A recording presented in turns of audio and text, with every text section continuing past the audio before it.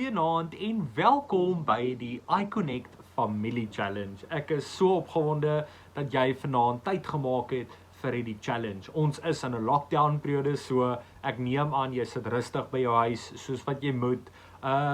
En dat jy vanaand tyd gemaak het vir die familie challenge. Dit is vir my so cool as mense hierdie challenges ernstig opneem. So as jy nie geweet het nie, na elke donderdag aand se boodskap het ons Vrydag aande 'n familie challenge wat uitgaan om mense net nie huiswerk te gee nie, maar half 'n taak te gee, 'n challenge te gee om te sê kom ons bid nou vir mekaar, of kom ons deel met mekaar hierdie diep goede, of ons create 'n platform waar families kan gesels met mekaar oor goed wat hulle nooit van tevore af gesels het nie. En die terugvoering wat ons van julle af kry is so great. Daar's van mense, daar's gesinne, families wat by mekaar kom en stuff share wat nog nooit van tevore oor sulke goed geshare het nie. Daar's mense wat radically verander word. Daar's mense wat genuinely getuig van hoe die challenges hulle gemobilise het om sekere dinge te doen, en dit is genuine ons doel. Dit is 'n interessante tyd waarin ons lewe, met ons absolute beste vriend, die coronavirus wat sy rond is doen, en ons moes baie vinnig adapt hoe ons die wêreld aanpak, hoe ons elke dag se taakies doen, hoe ons winkel toe gaan, hoe ons werk, en selfs hoe ons kerk toe gaan. Vir julle, ons iConnect familie, is dit egter niks nie vir julle nie. Julle is ingeskakel soos altyd online op 'n donderdag aand of 'n Vrydag aand, en ons sien die challenges. Dis vir my baie interessant hoe vinnig ander kerke moes adapte tot online platforms om nog steeds God se boodskap te versprei. En ek hoop genuinely as hierdie coronavirus wegwaai, dat kerke aanhou om uit te saai op die internet, aanhou om meer en meer mense te bereik met God se woord. Ons kan nooit genoeg mense hê wat die woord verkondig nie. Daar's so baie mense wat nog wat God se woord moet hoor en van God hoor, en die gifts of grace en love wat hy vir jou het. So share sommer asseblief, dit is sommer 'n challenge, nee, is nie regtig nie. Share sommer asseblief, share die preke, share dit op jou Facebook, share dit op jou WhatsApp status. Mense love WhatsApp statuses. Sê soos, hey julle, ek het baat gevind by hierdie boodskap, ek hoop dit beteken iets vir jou. Klik share. Dit is net om meer mense by God uit te kry, meer mense excited te maak oor God se woord. So ek was super excited oor gisteraand se woord. Die titel van ons boodskap was A Man After God's Own Heart. 'n man na God se hart. Dit is so 'n prestigious title om te hê. Dis soos, man, ek weet nie hoe ek ooit worthy kan wees om a man after God's own heart te noem nie. Jy weet, a anointed of God, daai kind van God, is half asof jy op 'n pedestal geplaas word. En die realiteit is, God plaas jou op 'n pedestal. God plaas jou en my op 'n pedestal, en die wêreld doen ook, en dit is kind of ongelukkig aan 'n mate. En dus het ons gesê, dit is so belangrik, om actually om te gee wat mense van jou dink, actually om te gee wat mense sien. En dus het ons boodskap die afgelope tyd baie gehandel oor ons gedrag as kinders van God, die characteristics van 'n kind van God. Wat is God se hart? Hoe wil hy met ons optree? Hoe wil hy met ons praat? Hoe wil hy met ons voorkom vir mense? Wat is dit wat ons moet beoefen op 'n gereelde basis en op 'n baie praktiese vlak elke liewe dag om beter in kan raak? Hoekom? Is sodat ons, soos Genesis 1 vers 27 sê, we are created in God's image, sodat ons hierdie God se beeld, hierdie image, wat ons as sy kinders aan die wêreld moet oordra, effektief kan doen. So, ek wil graag vir julle die volgende vers lees. Romans 12 verse 2. Do not conform to the pattern of this world, but be transformed by the renewing of your mind. Then you will be able to test and approve what God's will is, His good, pleasing and perfect will. So, God is op soek na manne en vroue wat sy hart dra. Ons het daai video van David Wilkerson ook laasweek gekyk oor anguish. As jy nie gaan kyk het, jy gaan YouTube het of gaan kyk laasweek se boodskap. David Wilkerson, Anguish is die video se naam, die extended version, it's baie cool actually. So praat oor anguish is om so 'n deep sense of sorrow of 'n deep sense of joy of hierdie insane passion te hê oor dit wat God kwaad maak en dit wat God happy maak en dit wat God excited maak is om daai hart, daai DNA te kloon en te sê God, I want what you want. Daai klas passion.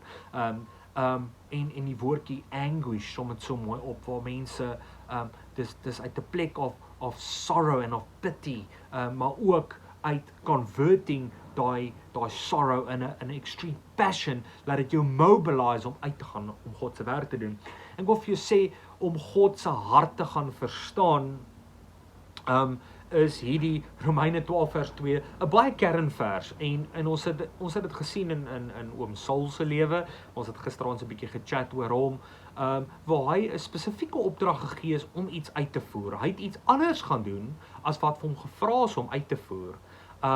En God het sy kingship, sy title van hom af weggevat, want dit sê jy het nie gaan doen wat ek van jou verwag het nie. En dus is hierdie Romeine 12 vers 2 vers vir ons baie mooi uiteengesit en dit som dit vir my so mooi op oor hoe dit is dat ek en jy God se hart kan pursue en nie distracted raak soos oom Saul en sy army nie, met die goeters rondom ons. Dit sê, do not conform to the pattern of this world, but be transformed by the renewing of your mind, then you will be able to test and approve what God's will is, his good and pleasing and perfect will. So as jy ooit gewonder het wat God se wil is daar's jou instruksie, be transformed by the renewing of your mind. En ek wil vir jou dit sê, om vas te hak by daai transforming of the renewing of your mind is, ek het agtergekom en ek het dit gisteraand ook genoem, daar's baie van ons wat sukkel met die konsep dat ek doen sonde, so nou is ek nie meer worthy genoeg om God se woord met mense te share.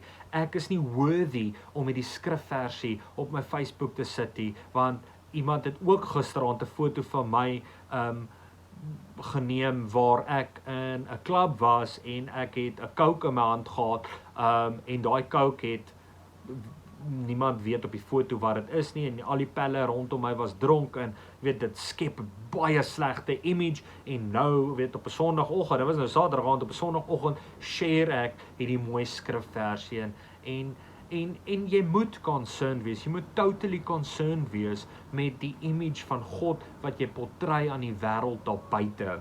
Maar moenie, en dis wat ek gisteraand gesê het, in my klein phrase wat ek neerskryf het, do not let your transgressions keep you from fulfilling God's work. Moenie dat daai ding, moenie dat dit 'n verskoning raak is, ja maar ek dit, en dus kan ek God se groot opdrag wat hy vir ons gegee het in Matteus 28, gaan uitmaak disippels van alle nasies. Ek kan nou nie dit doen nie, want ek is nie worthy nie, I'm not a man after God's heart, en ek wil vir jou sê, jy is. You are a man after God's heart, but be transformed by the renewing of your mind. So, raak ontslaaf van daai ou gedagte. Dis 'n baie challenging message, en ek like challenging messages. So die challenge, die familie challenge ook as volg vanaand is om 'n bietjie met mekaar te share. Hoekom is dit dat jy dalk voel, en share met jou man of jou vrou of jou kinders, hoekom voel jy dat jy nie, hoekom het jy nie die vrymoedigheid om God met mense te share? Like, hoekom gaan jy nie na jou buurman toe en vertel vir hom hoe goed God vir jou was nie? Hoekom is jy skaam daaroor? Hoekom is jy skaam om te getuig? Ag, kyk mense, ek sê nie, gaan klop randomly aan jou buurman se deur en sê, man, God is lief vir jou nie, daar's 'n plek vir dit, daar's 'n tyd vir dit, en dit werk, en daar's baie mooi stories wat van sulke radical goed ook afgekom het, maar as iemand vir jou vra, weet, hoe gaan dit met jou, gaan sê jy, man, 2 minute, ek wil iets met jou share, like, ek het nie geweet waar ek R1000 gaan kry nie, die volgende oomblik bel iemand my, en sê, hoor, hier's R1000, man, God het my gebless. Jy weet, jy forceer niks, dit is nie 'n funny ding nie, maar jy getuig van God se goedheid. So, wat weerhou jou om God met mense te share? En ek praat nie letterlik net van Bybelversies in mense se kele afdrukkie, ek praat van op 'n baie practical vlak. Wat verhoed jou? So share 'n bietjie met mekaar onder dit.